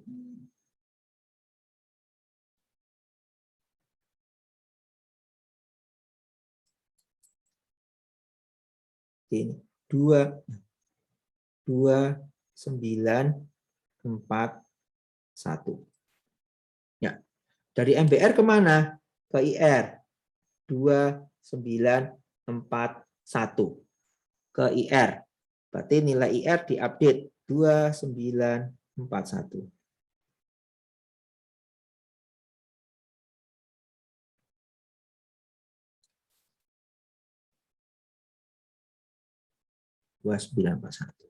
Selesai instruction fetch. Ya. Langkah selanjutnya sama seperti sebelumnya. Jadi langkahnya itu selalu sama. Tidak ada perubahan, konsisten. Sistem komputer tuh enaknya gitu, selalu konsisten. Kalau ngerjakannya seperti itu ya seperti itu terus, tidak pernah berubah. Kenapa harus konsisten? Supaya desainnya simple, desainnya sederhana. Kalau Anda buat kadang bisa A, kadang bisa B, kadang bisa C, berarti Anda harus pakai decision, if then. Nah, begitu ada if then, desainnya jadi kompleks. Desain jadi kompleks, biaya mahal. Biaya meningkat. Harga naik. Nah, supaya biaya bisa ditekan, harga murah, maka harus dibuat sederhana. Nah, itu juga termasuk kalau Anda membuat program. Sebisa mungkin dibuat sederhana. Ya, keep it simple. Ya.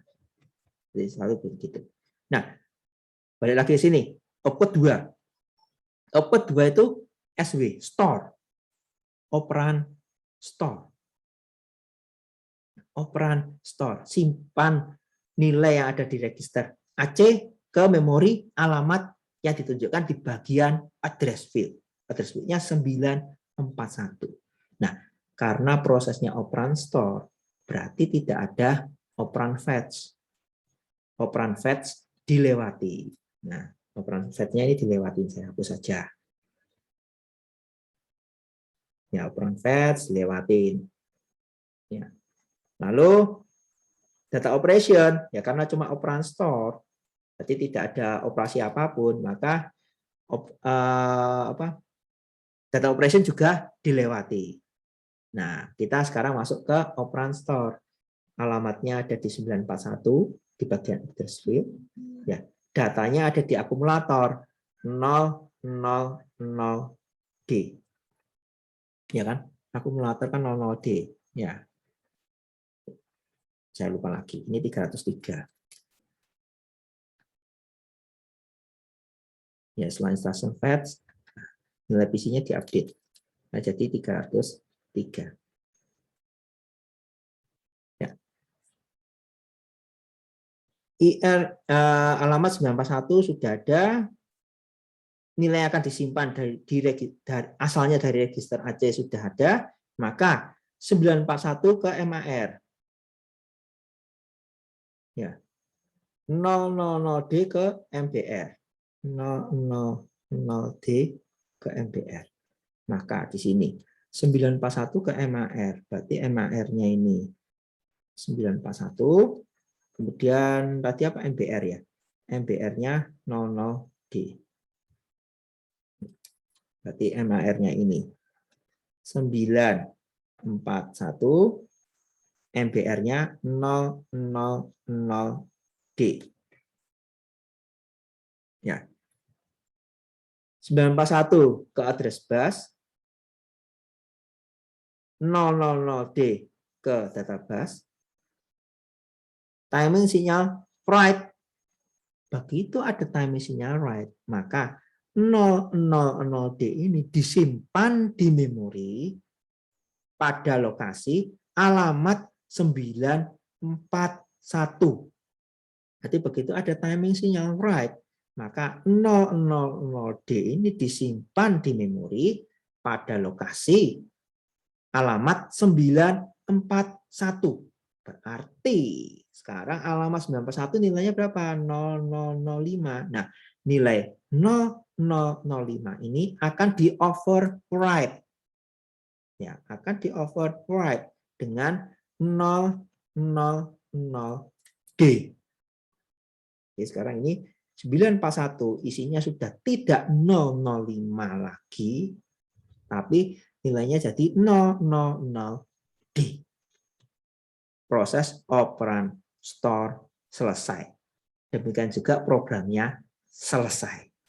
Maka kalau waktu ujian ada pertanyaan, gambarkan peta memori, bagaimana isi peta memori dan isi register, peta register setelah prosesor selesai mengeksekusi program. Maka Anda tinggal gambarkan peta ini dengan nilai yang terupdate seperti ini dan peta register ini dengan nilai yang terupdate seperti ini.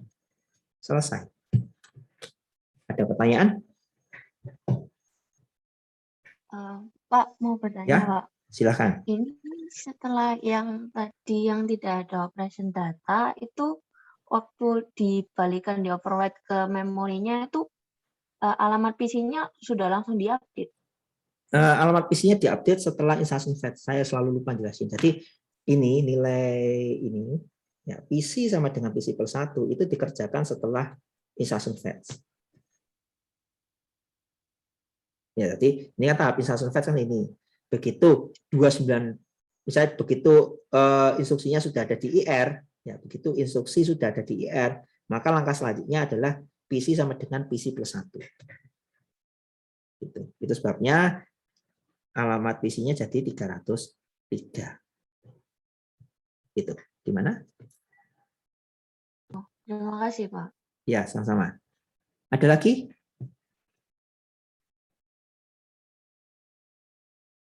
Jelas ya? Gampang kan? Nah, jadi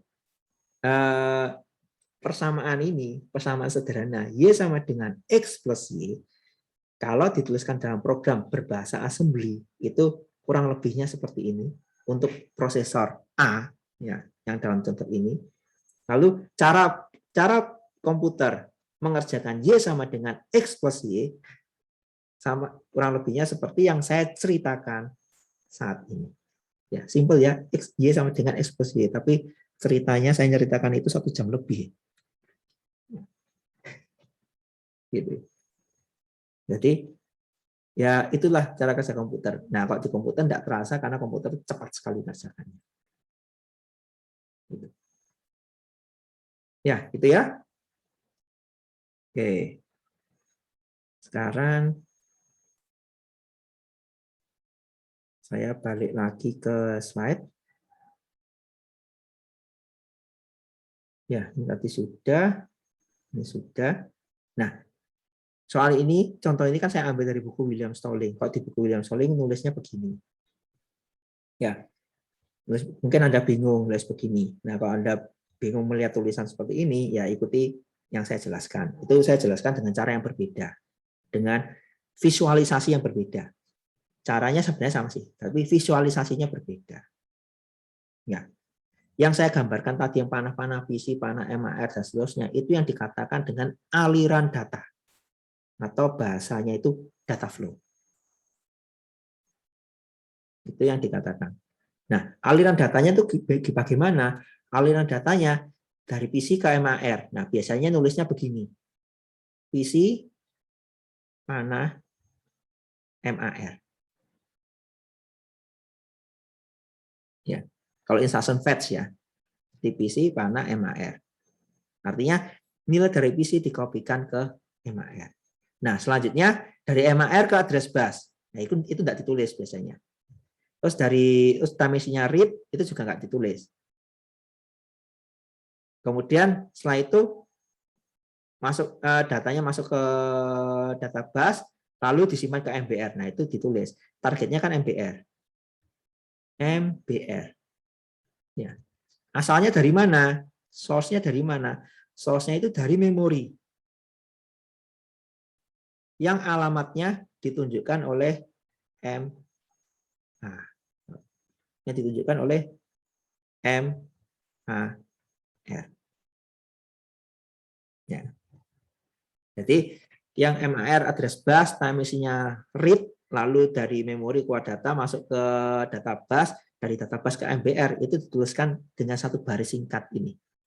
MBR itu targetnya, ya source-nya dari memori, alamatnya ditunjukkan oleh MAR. Nah, terus setelah itu disimpan di IR, dari MBR ke IR. Berarti ini IR, lalu MBR. Nah, cara nulisnya gitu. Setelah itu, nilai PC diupdate. PC, ya, PC plus 1. Nah, inilah yang disebut dengan register transfer level. Atau disingkat dengan RTL.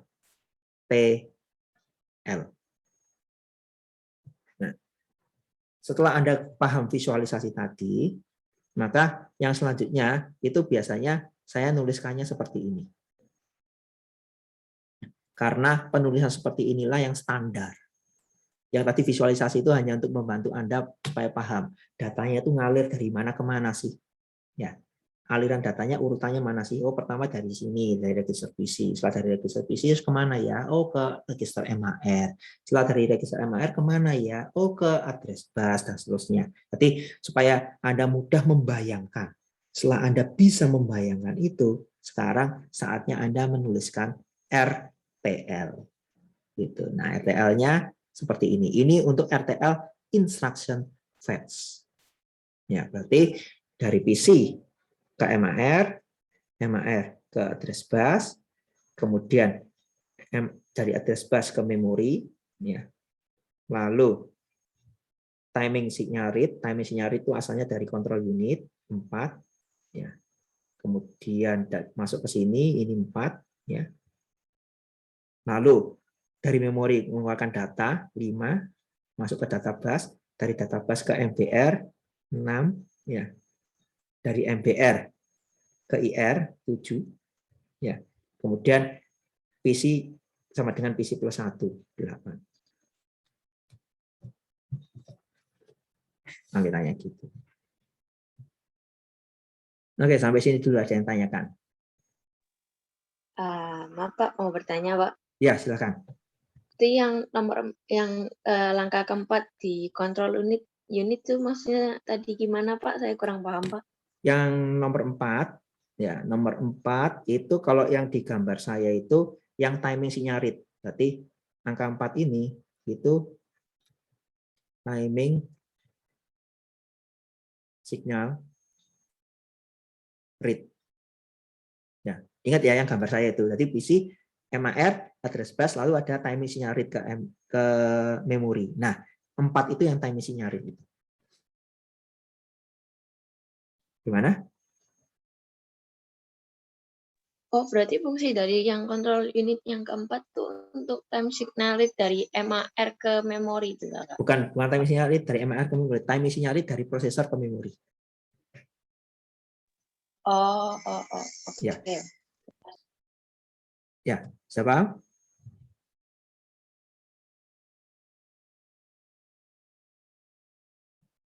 Nih, berarti kalau dari MAR itu kan ke address bus. Nah, kemudian ini ada timing signal read. Nah, timing signal read ini dari control unit yang ada di dalam prosesor ke memori. Oleh karena itu di sini saya gambarkan warna hijau. Karena beda sama ini, aliran data dari MAR ke address bus. Nanti supaya jelas bedanya. Nah, yang warna hijau ini sebenarnya nanti kalau sudah prosesor tingkat lanjut, ya kalau nanti Anda S2 ngambil jurusan computer engineering, ya. Computer engineering ya. Jadi kalau Anda ngambil computer engineering, kemudian nanti Anda akan belajar prosesor. Nah, di prosesor itu nanti ada yang namanya control flow. Nah, control flow itu yang saya gambarkan dengan warna hijau di visualisasi saya ini. Yang warna merah itu adalah data flow. Jadi sengaja saya pakai warna-warni. Ini ada maksudnya sebenarnya. Dan juga waktu saya buat ini, dua ini saya beri warna hijau karena ini terkait sama control flow. Jadi sengaja saya pakai warna begitu. Karena ada maksudnya. Ya, gitu ya. Oke, sudah jelas?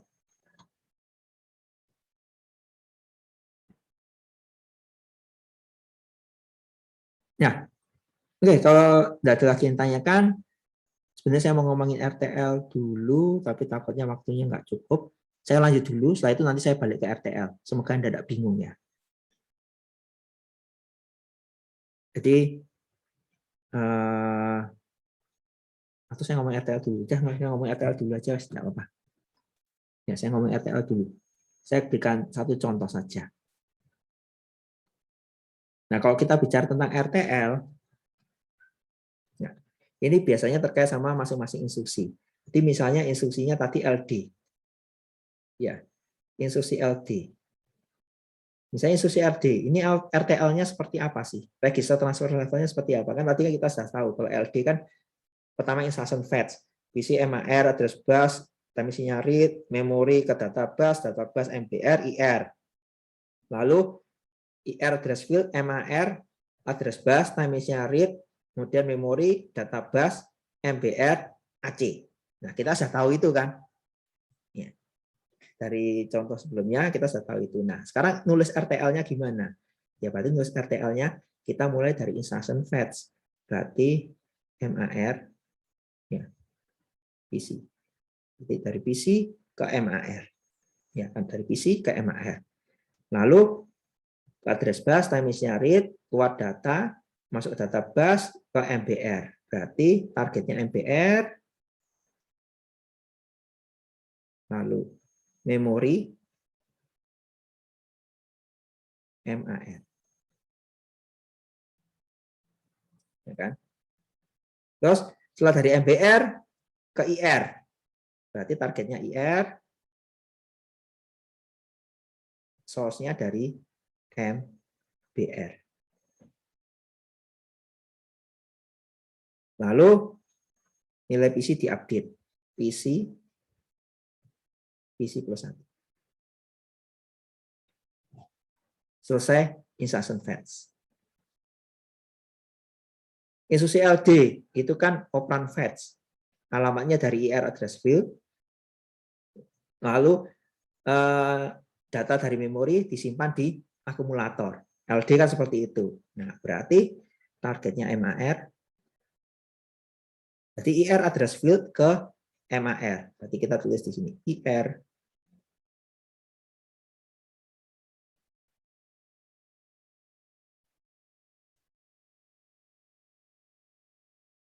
ya. IR address field ke MAR. IR address field ke MAR. Dari MAR address bus, time isinya read, memori keluar, masuk data bus, berarti ada data keluar dari memori, masuk ke data bus, dari data bus ke MBR. Berarti targetnya MBR. Asalnya dari mana? Dari memori. Alamatnya ditunjukkan oleh siapa? Oleh MAR.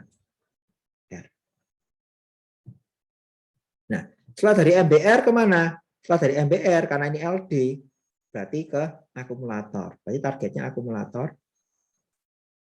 Asalnya dari mana? Dari MBR.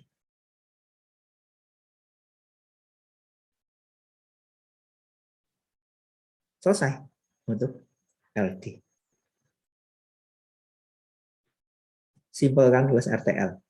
Kalau Anda sudah tahu visualisasi ini, tulis RTL mudah sekali. Ya. Saya kasih contoh lagi. Add. Ya. Untuk add tadi, pasti langkah pertama itu pasti sama. Instruction fetch. Ya. Setelah instruction fetch, maka ambil operan dari memori, lalu dijumlahkan dengan akumulator, nilai yang disimpan di akumulator, hasil penjumlahannya disimpan kembali ke akumulator. Kan gitu kan add. Nah, kita tuliskan RTL-nya. Berarti targetnya MAR untuk operan fetch, instruction fetch, pasti instruction fetch kan pasti dilakukan PC. Nah, PC ke MAR.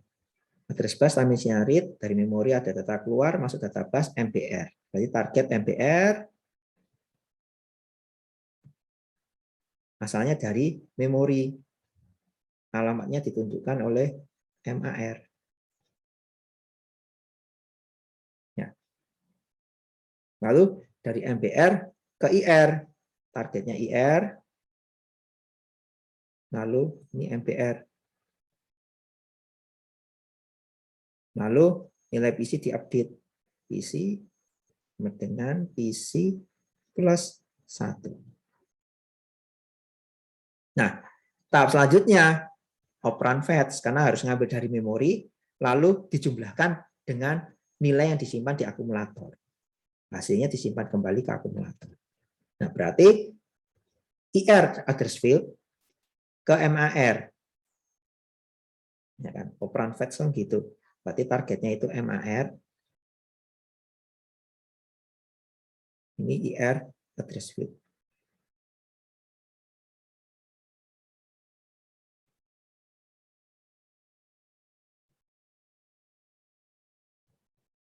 Ya. Lalu maka selanjutnya MAR ke address bus, time isinya read, memori ada data keluar, masuk data bus ke MBR. Berarti targetnya MBR. Ya. Asalnya dari memori, alamatnya yang ditentukan oleh MAR. Nah, selanjutnya dari MBR kemana? Dari MBR kan tadi kan langsung ke ALU kan? Yang tadi, yang ini. Ya, dari MBR langsung ke ALU. Terus di ALU langsung dijumlahkan dengan akumulator. Hasilnya disimpan di akumulator.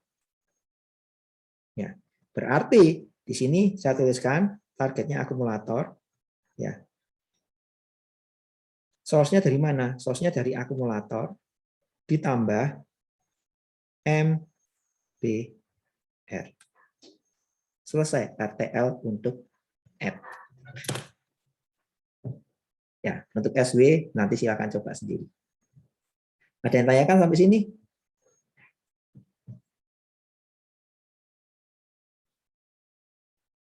Ya, gampang kan? Coba saya mau tanya, Ya, silakan. Jeremy dulu aja. Siapa dulu? Silakan. Enggak.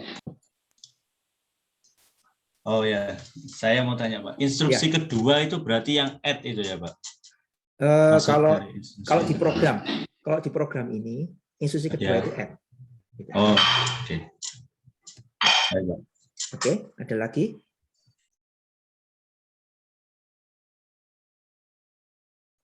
Ya. Oke, kalau nggak ada, saya balik lagi ke slide. Ya, topik terakhir. Semoga cukup dalam waktu 10 menit. Nah, interrupt. Nah, ini modifikasi dari basic instruction cycle. Berarti, kenapa sih harus ada interrupt? Pertanyaannya kan itu. Interrupt itu namanya suatu proses yang menyela atau menginterupsi kerja normal dari prosesor. Jadi prosesor sedang mengerjakan kerja normal. Jadi kerja normal prosesor itu apa? Ya eksekusi instruksi. Nanti mengeksekusi instruksi. Lalu I/O menginterupsi prosesor. Berarti istilahnya untuk meminta perhatian tanda kutip ya, agar prosesor merespon I/O. Nah, masih ingat video minggu pertama yang tentang klik mouse. Jadi begitu ada klik mouse, langsung BIOS-nya bilang, "Hey prosesor, ini ada klik mouse." Nah, lalu prosesornya berhenti ngerjakan, lalu mulai merespon klik mouse itu tadi. Nah, itulah interupsi atau dikatakan dengan interrupt. Jadi tujuannya apa? Mengurangi waktu tunggu. Kenapa harus ada interrupt? Kalau nggak ada interrupt berarti prosesornya nungguin I/O. Nah, sekarang kita lihat, Anda ngetik saja lah. Kan kalau Anda menggunakan keyboard itu kan termasuk input kan. Nah, waktu Anda ketik, kecepatan ngetik Anda itu seberapa sih? Jadi frekuensi Anda mengetik itu berapa sih? Kalau Anda bisa 200 kata per menit saja itu sudah bagus. Ya, sudah bisa dibilang cepat. Ya. Itu kalau Anda ngetiknya pakai 10 jari. Kalau Anda ngetiknya pakai 11 jari, lebih lama lagi. Mungkin 100 kata per menit itu sudah bagus. Ya. Jadi kecepatannya rendah sekali. Itu frekuensinya berapa? Ya mungkin nggak sampai 1 mega, mungkin 1 megahertz. Ini segitu. Nah, kecepatan prosesor sekarang berapa? 2 gigahertz ke atas. 1000 kalinya lebih cepat. Anggap saja begitu. Anggap saja kecepatan prosesor 1000 kali lebih cepat daripada kecepatan Anda ngetik. Nah, kalau misalnya prosesor disuruh menungguin Anda ngetik, maka banyak sekali waktu yang terbuang oleh prosesor. Nah, terus pertanyaannya, ngapain kita punya prosesor yang super cepat kalau kita tidak bisa memaksimalkan kerja prosesor? Pertanyaannya kan itu. Ngapain? Ya, pakai aja prosesor yang zaman dulu. Yang tahun 70-an, 80-an itu, yang frekuensinya itu cuma 4 MHz. Itu pun sudah dikatakan turbo. 4 MHz saja sudah turbo tahun segitu. Kalau sekarang turbo itu bisa sampai 4 giga. 1000 kalinya lebih cepat. Nah, supaya tidak terjadi wasting time, maka prosesor baru merespon I/O jika ada interrupt. Nah, caranya I/O modul itu harus mengirimkan interrupt request. Nah, saat prosesor sudah siap untuk merespon interrupt tersebut, maka akan dilakukan interrupt acknowledge. Prosesor akan mengirimkan interrupt acknowledge. Ya. Lalu baru proses komunikasinya terjadi. Nah, proses komunikasi terjadi dengan cara seperti apa? Dengan cara mengerjakan atau mengeksekusi suatu program kecil yang disebut dengan interrupt handler atau interrupt service routine. Itu mengerjakan program kecil yang disebut dengan interrupt handler atau interrupt service routine. Anda masih ingat video minggu pertama yang tentang ClickMOS itu? Jadi begitu biasanya manggil, "Hey prosesor, ini ada ClickMOS yang butuh direspon." Lalu prosesor mulai akses ke memori, ambil programnya untuk ClickMOS. ClickMOS ini maksudnya apa sih? Akses ke memori, ambil dari memori, dibaca. Oh gitu, ambil lagi, baca. Oh begitu, ambil lagi, baca. Nah, proses ngambilnya itu sebenarnya prosesor itu sedang mengambil interrupt handler atau interrupt service routine. Sebenarnya itu. Karena prosesor itu baru mengambil program tersebut jika ada ClickMOS. Kalau tidak ada ClickMOS, prosesor tidak akan ngambil itu. Karena program itu terkait dengan interrupt service routine atau interrupt handler yang disebabkan oleh ClickMOS. Nah, itu kalau kita balik lagi ke contoh video yang di minggu pertama. Ya, semoga masih ingat contohnya. Nah, prosesnya gimana sih sebenarnya? Nah, ini prosesnya lebih detail sedikit saja. Tapi tidak terlalu detail. Nanti proses sebenarnya gimana? Nah, prosesor kan eksekusi instruksinya tadi urut. Mulai dari alamat paling awal sampai ya seterusnya sampai alamat paling akhir. Nah, ternyata saat prosesor itu sampai di instruksi alamat I, ada interrupt yang muncul. Nah, ketika ada interrupt muncul ini, maka prosesor, yang dilakukan prosesor itu apa? Yang dilakukan prosesor adalah menyelesaikan dahulu instruksi yang ada di lokasi I tadi. Jadi satu siklus diselesaikan. Setelah selesai, maka prosesor akan mulai merespon interrupt-nya dengan mengeksekusi interrupt handler. Jadi dengan kata lain, misalnya ini alamatnya X, maka di sini itu PC sama dengan X. Jadi nilai alamat X ini diletakkan di register PC. Kalau alamat X diletakkan di register PC, maka instruksi selanjutnya pasti ada di alamat X. Gitu. Karena alamatnya X, maka prosesor mulai mengerjakan di sini. Ya. Terus kerjakan sampai selesai. Biasanya selesai itu ada instruksi namanya ini. Namanya RETI. RETI itu singkatan return from interrupt. Jadi RETI, return from interrupt. Jadi return from interrupt. Nah, saat di sini maka PC nilainya diupdate dengan I+1. Nah, kalau PC-nya I+1, maka instruksi selanjutnya itu pasti di I+1. Otomatis prosesor akan balik lagi ke sini. Mengerjakan instruksi selanjutnya sampai selesai. Nah, prosesnya itu sebenarnya seperti itu. Nah, itu yang digambarkan di video pertama tuh, prosesor bolak-balik ngambil dari memori saat ada ClickMOS itu. Untuk mengetahui ClickMOS itu sebenarnya maksudnya apa. Oke, sampai di sini dulu, ada yang tanya. Oke, kalau nggak ada, nah bagaimana caranya prosesor itu merespon interrupt kalau ada interrupt? Ya, langsung saja saya pakai ini. Nah, basic instruction cycle kan ini.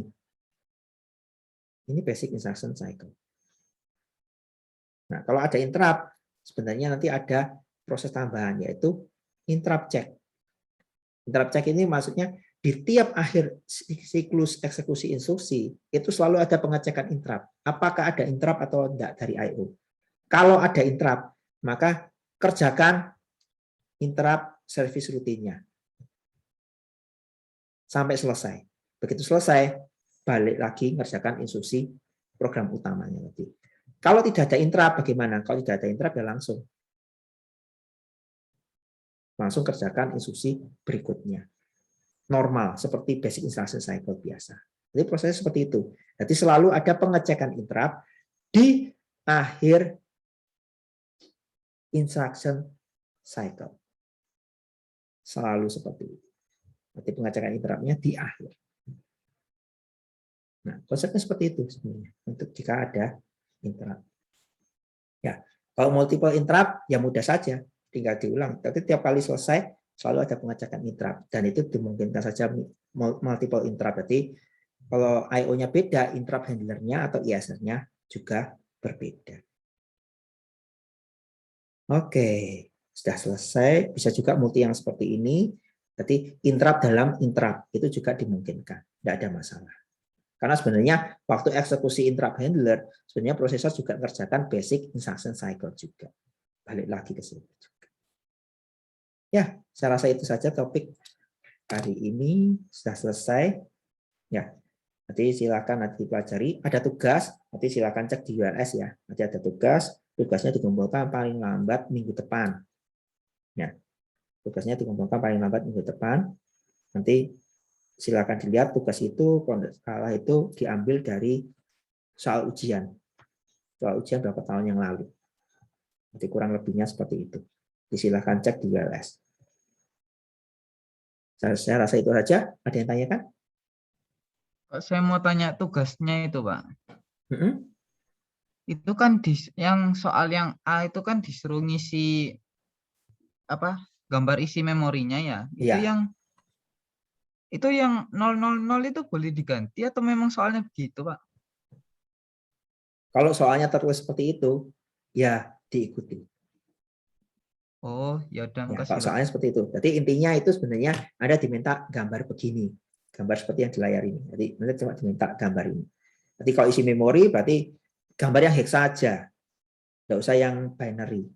Binary ini kan sebenarnya saya tunjukkan supaya Anda tahu asalnya dari mana kok bisa muncul angka hexa ini. Nah, kalau Anda sudah tahu, tidak perlu gambar yang binary. Ruwet gambar binary.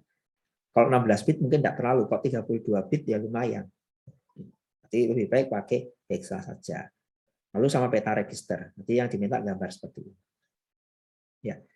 Kalau saran saya untuk mengerjakan tugas, sebaiknya kamu juga tulis yang ini. Tulis ini. Coret-coret yang seperti saya tadi lakukan. Kalau perlu di capture sekalian. Ya. Jadi yang tulis-tulis ini di capture sekalian. Jadi kamu kumpulkan juga. Kamu dokumentasikan juga. Tujuannya apa? Supaya nanti waktu persiapan ujian, waktu kamu belajar, kamu bisa lihat coret-coretmu seperti apa. Sebenarnya tujuannya itu. Nanti waktu ujian tidak perlu bikin coret-coret gini.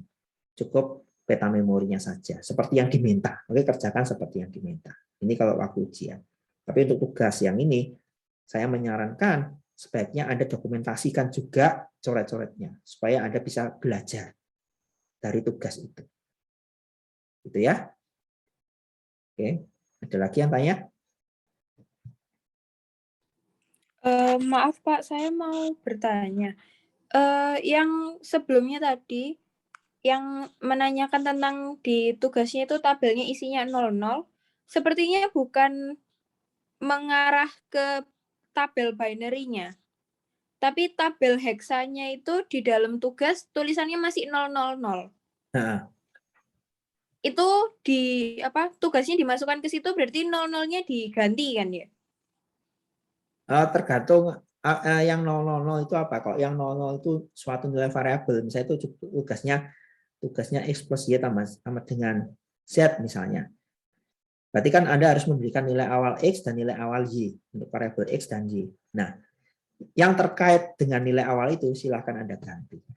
Kalau yang tidak terkait dengan nilai awal itu, ya biarkan saja apa adanya. Jadi intinya yang terkait dengan tugasnya, tadi terkait dengan programnya, silahkan Anda ganti nilainya. Yang tidak terkait dengan programnya, silahkan biarkan ada apa adanya, unchanged. Datanya jadi unchanged. Kalau unchanged kan berarti dibiarkan saja. Gitu. Sudah jelas? Sudah Pak, terima kasih. Ya, sama-sama. Ada lagi? Oke. Kalau tidak ada, ya. Kalau tidak ada, berarti pertemuannya cukup sekian. Pertemuan cukup sekian. Kita lanjutkan minggu depan. Jangan lupa tugasnya. Oh, untuk minggu depan nanti ada simulator. Nanti silakan lihat di ULS. Yang pasti Anda siapkan install JRE, Java Runtime Environment. Ya, Anda siapkan itu. Tinggal di-download aja, googling nanti ketemu. Biasanya di java.com. Kalau komputer Anda sudah ada, ya berarti sudah beres. Itu saja. Ya, oke, saya rasa itu saja untuk pertemuan hari ini. Sampai ketemu minggu depan. Selamat pagi semuanya.